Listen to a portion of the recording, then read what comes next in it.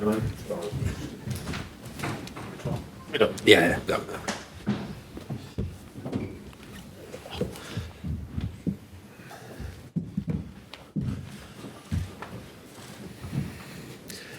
Okay, guys, welcome back for this media conference with Harry Maguire. Just a reminder, this is embargoed until 6 a.m. tomorrow, Wednesday morning. Then we'll have another section at the end, embargoed till 10:30 p.m. this evening. Tim, do you want to get us underway again? Hi, Harry. Hi. A big week coming up. Obviously, the friendly first, but the big picture, how important is it that you use and take full advantage of this week to secure qualification for the Euros next summer? Yeah, of course. We've put ourselves in a good position in the group. It's never easy to qualify for major tournaments. Obviously, in recent years, we've done it really well and we've been really professional about it. And we've got another big game. Obviously, we've got the friendly first, which we're focused on at the moment. But we know that the big game is Tuesday against Italy, and it's important that we go there and try and get the win and get the qualification. You received some boos in the Scotland game. Gareth Southgate came out and spoke really well about it, and a lot of the players defended you. Can you just put into words what it means to you when you hear that, how it makes you feel and the impact it has on you and those close to you? Obviously, I addressed it straight after the game, but playing for my country means absolutely everything to me. I've proven that, and over the years, the last 6 years or so since I've been playing, I give everything on the pitch. But yeah, it's opposition fans, so it's not something we can control. But yeah, for myself, I'm an experienced player now, and I know how to block it out, and I know how to focus and concentrate and get through the games. But obviously, it probably affects my family and my friends more than it actually affects myself, especially when I'm playing in the game.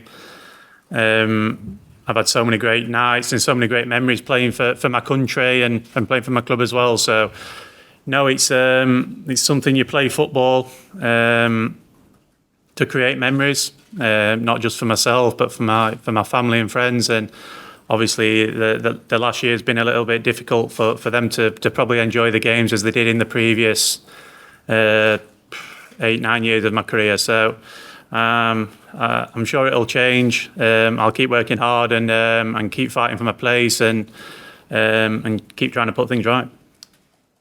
The UK and Ireland have been announced today, or confirmed today, as the host for the Euros in 2028. You've been through a home Euros. Just how special is it, and might you still be playing on in that tournament if it's hosted over here? Yeah, well, hopefully I'll be in the squad, but either way, I'm sure I'll be at the tournament. I'll either be in the stands with my mates having a few pints, or in the squad helping the lads. But yeah, for sure I'll be supporting or playing either way. I'm a big fan of England, and to have a tournament in this country, you know how the recent tournaments have gone in this country. It brings the country united, and there's a real buzz around the place. And I experienced it playing in the final at Wembley against Italy, which obviously was disappointment in the end. But yeah, it's a special place to be involved in when the team's playing well, and especially in our country. Thanks. Hi, Harry. When Gareth picks you in the squad, he always says how well you play for England. Why do you think that is? Where do you get that confidence from when you come away to play for your country? Yeah, I think the manager brings great belief, gives me great confidence to go out and play, but I get the confidence through experience and nearly 60 caps for my country, been to 3 major tournaments, played in arguably the most consistent, successful England side over the last 5-6 years we have been. So yeah, I get the confidence through the experiences that I've been through, and obviously I believe that I know the manager showing great trust and faith in me, and he gives me the confidence and belief, but also my teammates and the players around me. I feel like I'm really important to them and to the team, and I've got to keep proving that. Like you just listed there, you've got some massive achievements for the England national team. Do you feel you get credit for what you've achieved playing for England?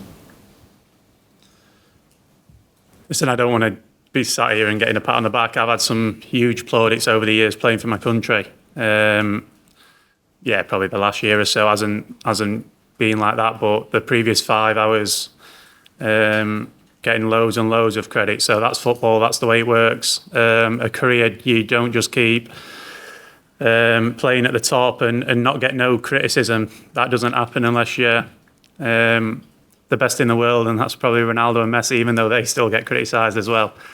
So no, it's expected. Look, it's a career of ups and downs with the way the game's going, and especially for defenders and goalkeepers nowadays. And every goal that he conceded is analysed.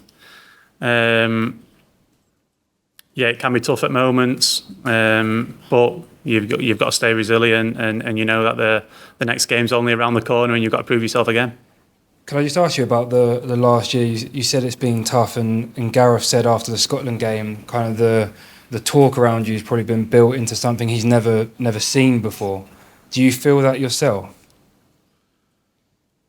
I try and stay away from it all. Obviously, you can't stay away from it as your family and your friends are probably seeing things and reading things. They probably read a lot more than I do, for sure.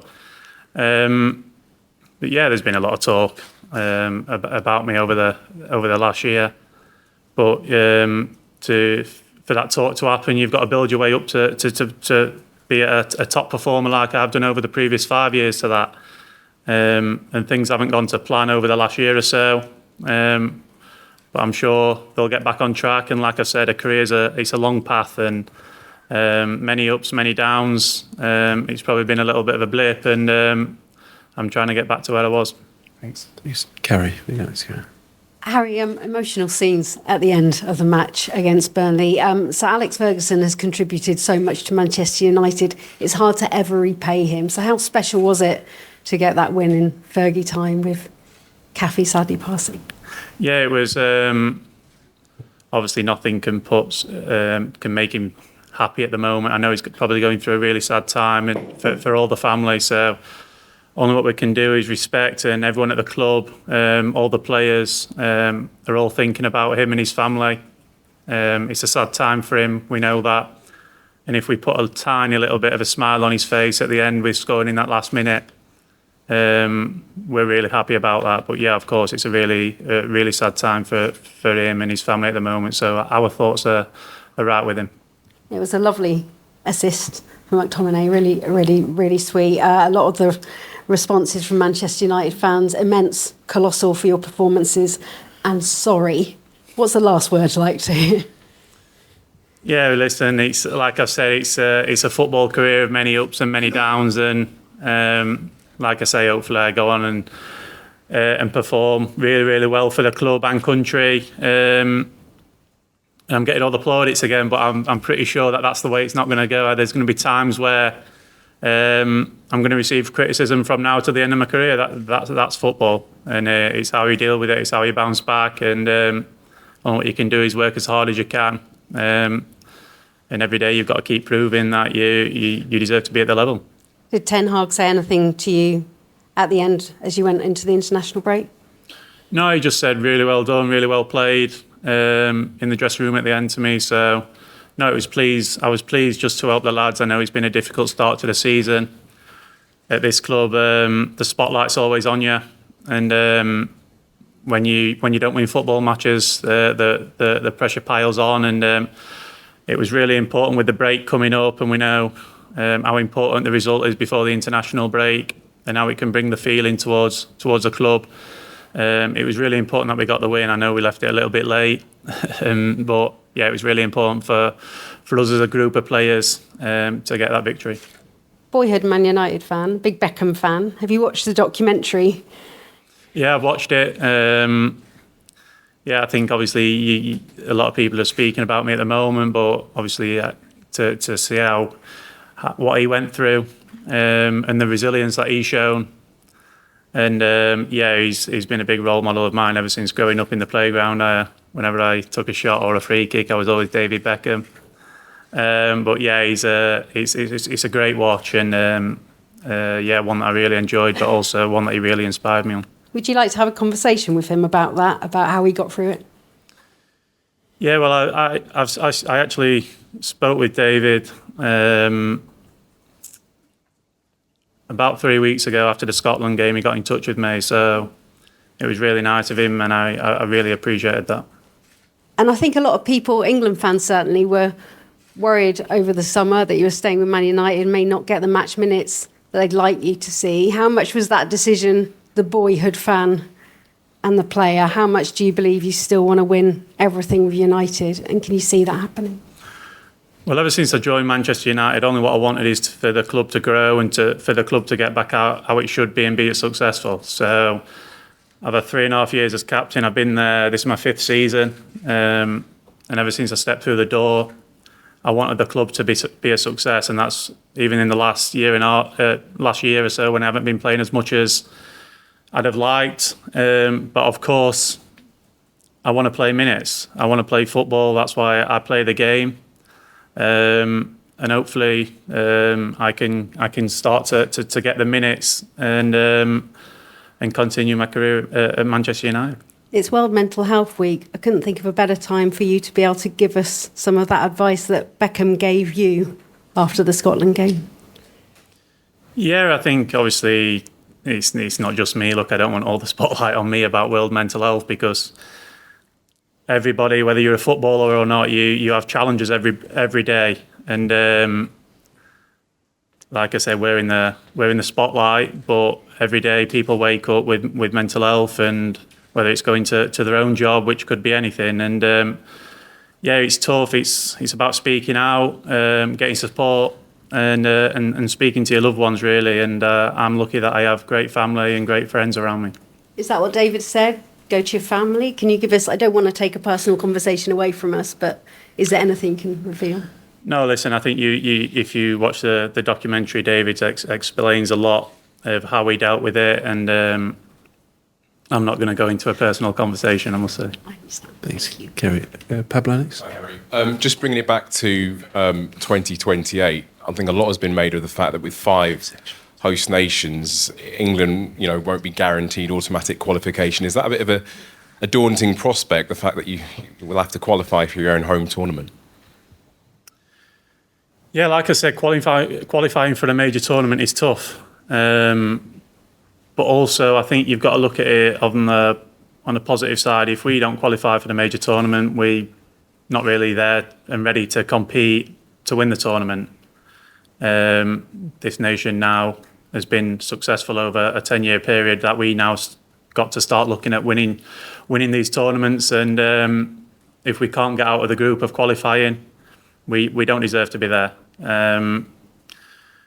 But yeah, of course, it'd be a nightmare scenario. But on the other hand, we've got to play with great belief and great confidence that we can get out of the group and qualify. And that's what we'll be looking to do. But of course, my eyes aren't really on the 28 at the moment. We've got a big Euros coming up next summer, and one that we're looking forward to. Obviously, 2028 is a long way away, and there will be players involved in that tournament that we haven't heard of or seen, but you might have, in Manchester United or in England. When you look at the youth talent coming up, are you encouraged by what you see? Yeah, it's incredible. I think the squad that we've got now has got a lot of senior players who's been through a lot for the country and been to 2, 3, 4 major tournaments. But also we've got some amazing talent, and I think everyone knows that, who watches the Premier League week in, week out, or even watches La Liga now Jude's over there. But yeah, it's we've got some young players coming through, but young players who actually have played a lot of minutes and a lot of experience in big games. So I'm sure come 2028 we'll have whether I'm in it or not, we'll have an amazing squad to go and compete in the tournament.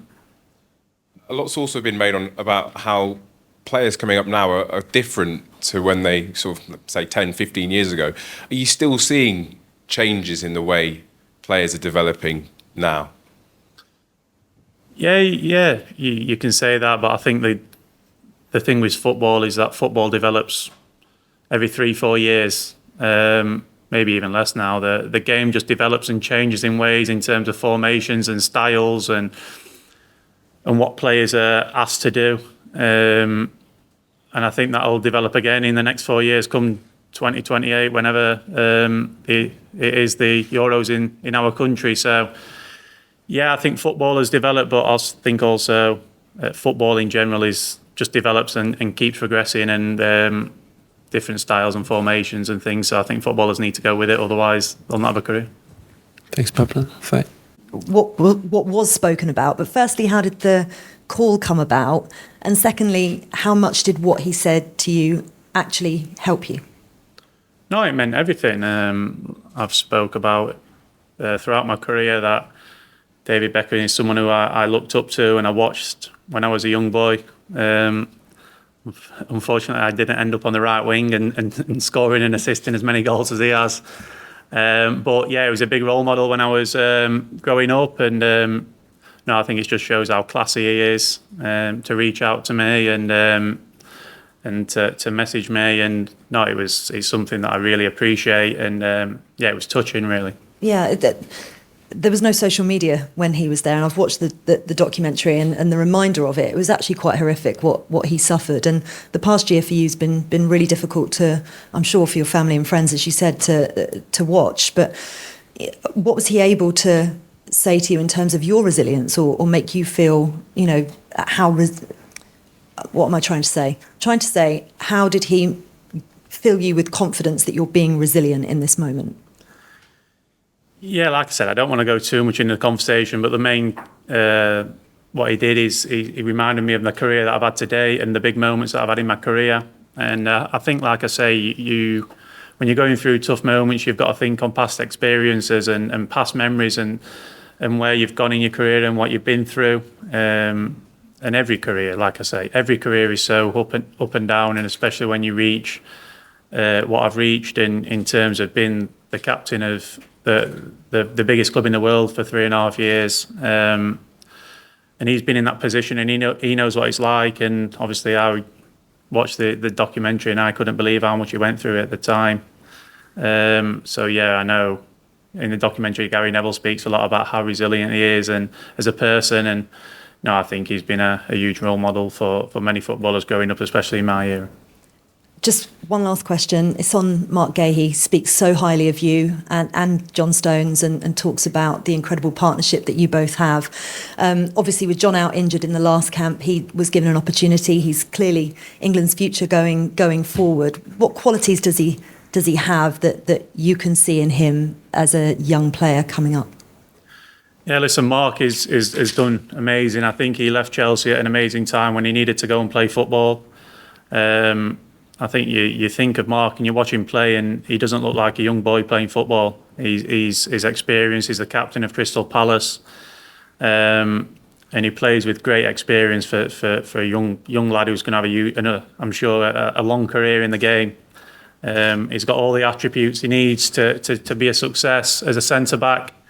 And yeah, I'm really pleased for him in the last couple of games. He performed brilliantly away at Ukraine in an hostile environment, and then obviously the friendly in the first half against Scotland. Unfortunately, he had to come off. But yeah, I'm sure there's going to be many more games and many more opportunities for him. And I think, yeah, the biggest thing I can say about him is that he's such a young boy with playing with so much maturity. Thanks, Harry. Thanks, Faye. We'll finish this section with Ian Dennis. Harry, just on the front row here, you've talked a lot about the resilience that you've shown and the criticism that you've faced. The flip side to that, of course, is at Hampden. There were 3,000 England supporters who never stopped singing your name. I remember being in Guimarães in 2019 when they were singing your chant, the England supporters. So therefore, how much are you looking forward to playing 2 games at Wembley with the backing that the England fans have given you?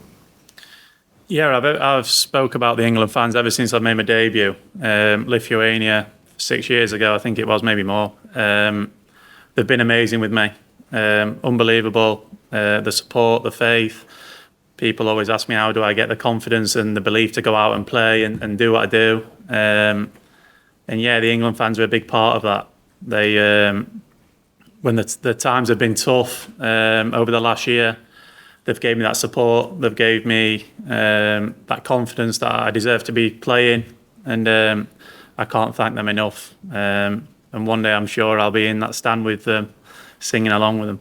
Do you subscribe to the theory that if you feel right mentally, you're a different player on the pitch? Because I've seen that mentioned today with it being World Mental Health Day. Yeah, of course. I think football's a real intense sport. And like I say, the spotlight's on everyone at the moment with the media and the social media.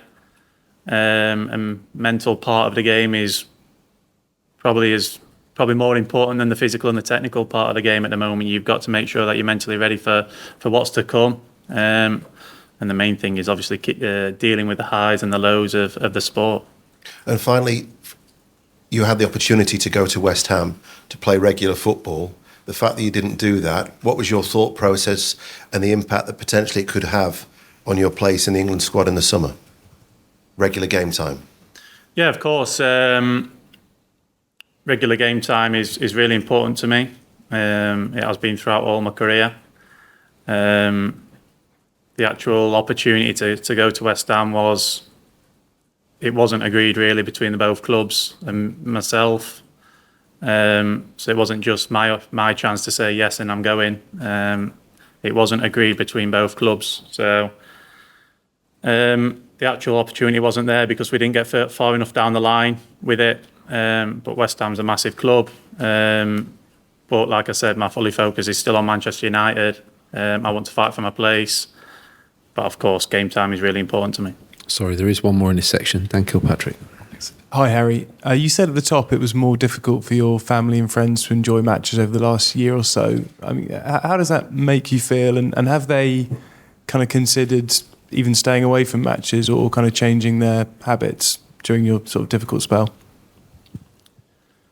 Yeah, obviously, like I've said, you play football for memories, for good times, for myself, but also for my family and my friends and the tournaments that they've been to. And you'll probably speak to them and they'll say it's the best times they've had and the best times of their life. And obviously, the last year has been a bit tougher for them. Yeah, I'd say there's been times where they probably haven't been to as many games as they did previously, especially the away games. But I'm sure over my career they've had amazing times and they'll speak really highly of it. And I'm sure in the future, I've still got many more years left, they'll have some amazing times as well.